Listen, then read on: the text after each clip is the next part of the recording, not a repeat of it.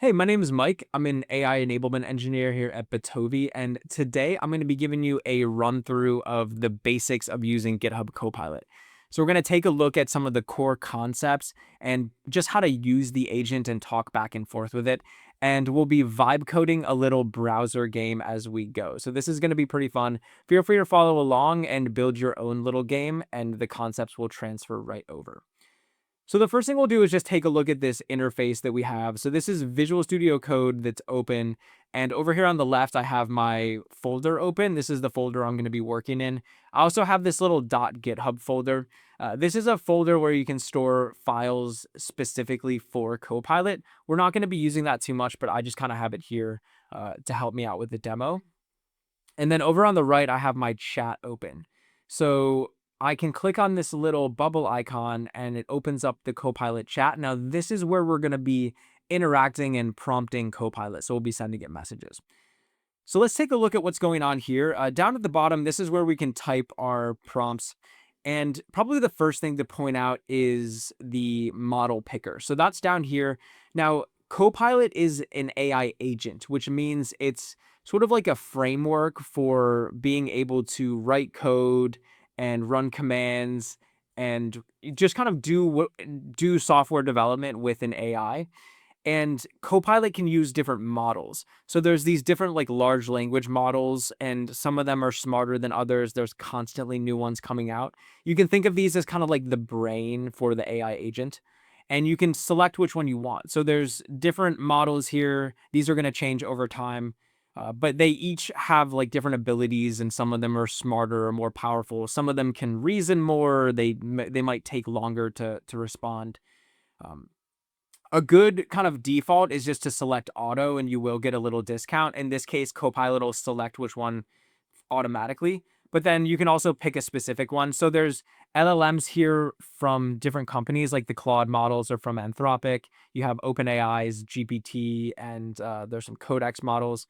Gemini is from Google. There's also one from Grok, which is like XAI. So again, these will change over time, but just depending on like which models are currently being used by people or which ones you prefer, you can change it up. All these models as well can also, you can change like the reasoning. So if I select like Claude Sonnet, I can change how much it like reasons, basically how much it like thinks through things. The higher the reasoning, the longer it's going to take, but probably the more like accurate it will be. Again, this is something to kind of play around with depending on how quickly you want responses. But generally, if you look over here, this kind of multiplier, that is a decent determination of like how expensive or just like how powerful something is. The Copilot pricing it's kind of in flux right now. It's kind of changing, but this will give you an idea of just like how expensive things are. So that's the model. Pick whichever model you want, but we will talk a little bit about when you might want to use a more powerful one versus not. So that's kind of the first thing we need to do. And the next thing we'll talk about are the different modes that Copilot can run in. So over here to the left of the model picker, we have the different mode selections. Now there's 3 modes that Copilot can run in by default. And these modes kind of determine how Copilot acts or how you can interact with it. So we're going to start off with ask mode. This is the simplest. Now you're probably familiar with like LLM chatbots like ChatGPT or Gemini or Claude on the web. So you can just send messages back and forth. That's basically what this is. So it's just a chatbot. You can chat, you can talk about things, you can think through problems, but it's not going to be able to like write code or modify your files or run any commands. It's just a back and forth conversation. So we're going to be vibe coding a game today, and I'll show you when to use like each one of these modes, and we'll just get familiar with how this works. So why don't we just start off by chatting with Copilot and we'll ask it what game we should build. So I can say, I want to build a game. What should I build? So you can follow along with this as well and just kind of go back and forth. So there's a couple ideas here. There's like a neon snake game. So that's like the snake moves around the screen and collects food. Asteroid Blaster, Breakout Clone, 2048. I think I'm just going to go with the snake game. So we'll just pick this neon snake. And so now what we can do is ask Copilot to flesh out the idea. Let's flesh it out. So again, what we're doing here is we're just chatting back and forth. Just like I might talk to ChatGPT or something similar. We're just kind of like talking about, all right, what is this game actually going to look like? So there's some core gameplay. The snake moves around the screen and eats food, and then it gets faster and longer, etc. Hopefully everyone's kind of familiar with the snake game. And so it just kind of maps out like, all right, we'll build it in an HTML file. So what you could do here is just go back and forth with Copilot and refine the idea, just having a conversation. This kind of all looks good for me. But you can see here now it's asking if we want to look up like a neon color palette. So that might be a good idea. We could try to find like a color palette for the game. Now, if we're going to have Copilot look something up, I want to talk to you about tools. So when we're using ask mode, what we can do is just chat back and forth, but Copilot also has access to certain tools that it can use. So over here, we have this configure tools button. So if I click this, you'll see we have this kind of menu here. And what this does is it outlines all the tools that Copilot can use. So this allows Copilot to actually take actions other than just sending us messages back and forth. And you can see here, there's kind of all these different tools, but only certain tools are checked off. Now, depending on which mode you're in, so once again, we have like ask mode, plan mode, and agent mode, Copilot will have access to different tools. In other words, it can do different things. So in ask mode, we have access to like reading files. You can see it can kind of do stuff like this. It can read the terminal. And then we also have this like web toolbox. So there's actually this fetch tool here, which allows you to get content from a web page. So if I want Copilot to look something up online, I can have it use the fetch tool. Now you can reference a tool directly in the chat just by using the hash and then the name of the tool. You don't always have to do this, but sometimes it helps. So I could say fetch, and I might ask Copilot to look online for a good neon color palette. So as I'm chatting back and forth, I can have Copilot go out online and actually like do research. So if we wanted to figure out some good colors for the game, this is a way of doing that. So you can see here, Copilot's asking us if it can use this tool. Now, anytime Copilot's going to use a tool, if that tool requires like going online or doing something with sensitive files or just doing something that could potentially be dangerous, it's going to ask you for permission. So down here, I can allow and kind of review this, or there's also some other options here if you click on the drop down. So I'm going to go ahead and allow this. So now Copilot is allowed to go online and look up information about the color palette. And you can see here, anytime it's doing anything, like in this case, it's looking up on multiple websites, it's going to ask me to approve every time. So you can read through like the information that it wants, and I'll go ahead and allow that. Now, sometimes this can get annoying where it keeps asking you for stuff. So down here, there's this little approvals drop down. So you can use default approvals, which is the safest option. Copilot's just going to ask you about pretty much anything. Or you can have it bypass approvals, or you can have it run an autopilot where it's just going to go until it basically finishes the task. So definitely something to play around with. We're going to keep it at default though. So I'll just go ahead and allow this manually. So it's going online, it's grabbing those resources, and you can actually see what it's doing. If you click these little drop downs, you can see all the websites it's going to. So it's trying to find us a good color palette. Now, depending on the tool that you're using, it's going to kind of go off and do a workflow. In this case, it's just going online. So it looks like we found a couple of color palettes. So it used that information, it compiled it together, and now we have it all down here. This looks good to me. And so at this point, we've talked to Copilot about the game. We decided on a Neon Snake game, and then we had to do some research to find out what colors we would use. This is a good time to start planning the implementation. You can see here, it's already asking us about this. So that was ask mode. It's just a good way of being able to chat back and forth. We can do some research. We can kind of refine the game and what we want it to be.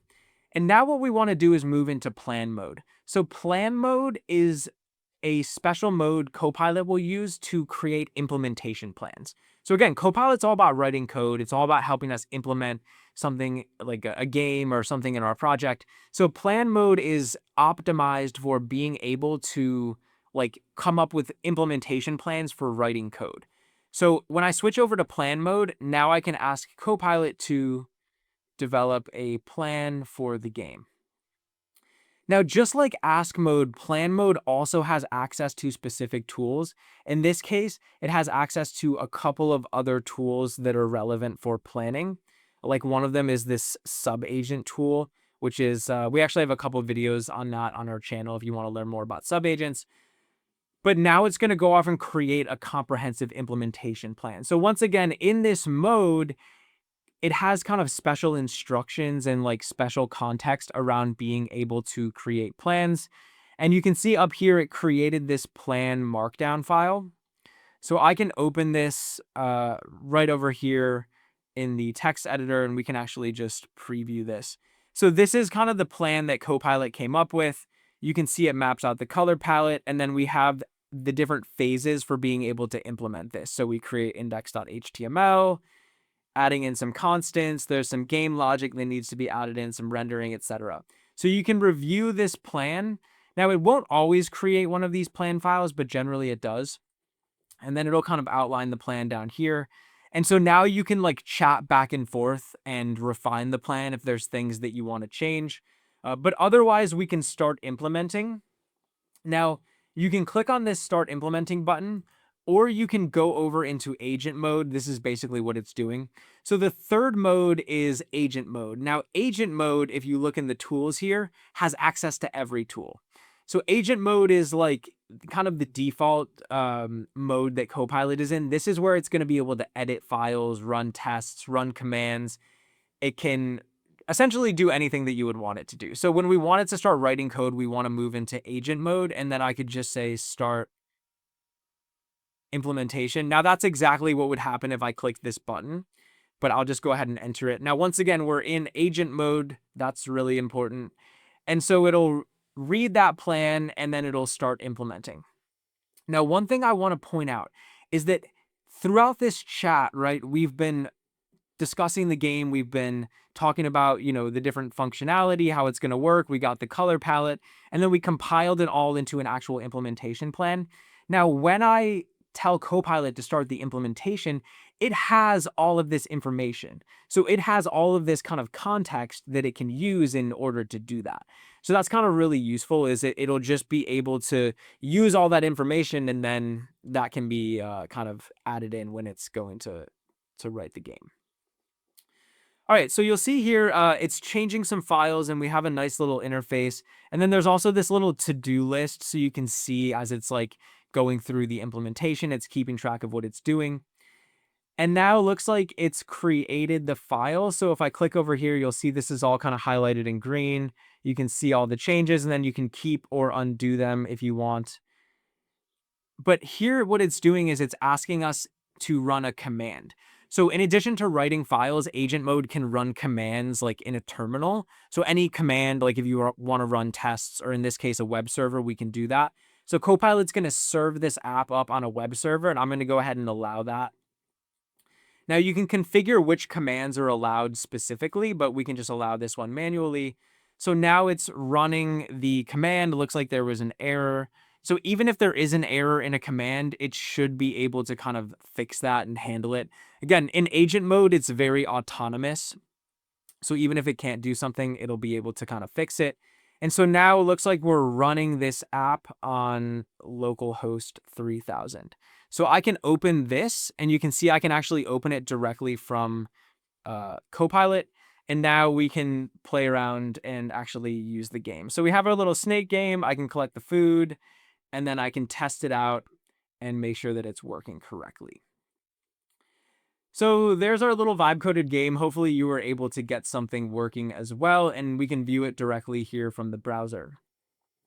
All right, so that's essentially how you can use the different modes in Copilot, and you can have it do different things. Now, what we'll do is we'll keep this file, and I want to talk to you a little bit more about how this works. So one thing that we can do here is we can actually like view the code, and we can have Copilot edit code directly from this file. So for example, let's say here, this is the serve.js, but let's say I go to this like HTML file. If I wanted, I could just scroll through here and find out some different code. So maybe I wanted to figure out what this tick function is doing. If I were to highlight this code, you'll see over here in the chat window, it sort of indicates that I have this highlighted. So it says index.html, and this is lines 126 to 157. So what I can do is I can pin this as context to the chat, and then I could ask Copilot to describe it. So I could say, describe this, and it knows, because I sort of attached this selection to the chat, it knows I'm talking about this tick function, and it'll be able to explain exactly what that's doing. So I could have it modify that code, I could have it explain it to me, etc. But this is what we call context. So I can add context to the chat window. I can also add in like other types of context. So for example, in this GitHub folder, I have this image here. It's just like this image of Jinx from League of Legends. And what I could do is I can attach this as context, and then I can also attach the index.html file. And you can do that just by dragging and dropping them over. And I could say, change the background of the game to match the image's background. So Copilot can reason about code files. It can also reason about images, which is like super useful because you can provide different types of context to it. You can see both of those files were added to the chat as context, basically just as additional information that Copilot can use. So now it'll reason about those, and then it should be able to get the color palette from the image and then update the game to match. So now it's editing the HTML file, and we'll see the image update here in a second. All right, cool. So let's go ahead and refresh this, and then now the game has that same background from the image just kind of added in, all done sort of intelligently. Now, another thing we might want to do is just kind of vibe code some changes. So if I drag and drop the index.html, I could ask Copilot, change the food to be an apple emoji. So I can ask it to do anything, and just by attaching the index.html file as the context, it should be able to figure it out. So as you go through, have Copilot make some changes to your game, add and drop in some different context, and then we can go over here and just refresh, and we'll see those updates added in. Now, another thing that I want to talk about with Copilot is being able to undo changes. So if I wanted to, for example, undo this change with the apple, you could just ask Copilot, like, remove the apple. I could ask it that directly in the chat, but there's another way that we can do this as well. So you'll see here, when I go back to a previous message, there's this like restore checkpoint option. Even if I come back here before we change the background, there's this restore checkpoint. So I can go back to any previous point in the chat, and if I click restore checkpoint, it'll revert the code base back to this point in the chat history, and it'll also revert the chat back as well. So now if I were to load up the game, you can see it brought us back to the state before the background was changed. So this is just really useful if Copilot makes a bunch of changes, especially if it's across multiple files, and you want it to just go back to a previous state, you can just use that. All right, so that's kind of everything I wanted to cover in this tutorial. It's sort of all the basics of using Copilot. Now, one other thing I'll add is whenever you're ready to move on to a new chat or a new feature, just hit this new chat button up here, and everything's cleared out, and then you can go back in time to see what the old stuff was. Now, when you move to a new chat, all of the sort of info from this chat right here is gone, so just keep that in mind. But yeah, I think that's going to do it for me. If you're interested in learning more about Copilot or like getting more advanced training, we do tons of trainings on this stuff at Bitovi. We have trainings for like context engineering. I'll teach you how to use this GitHub folder. We do debugging, feature development. So if you're interested, check out the link in the description below for more info. But otherwise, that's going to do it for me. Thanks for watching, and keep innovating.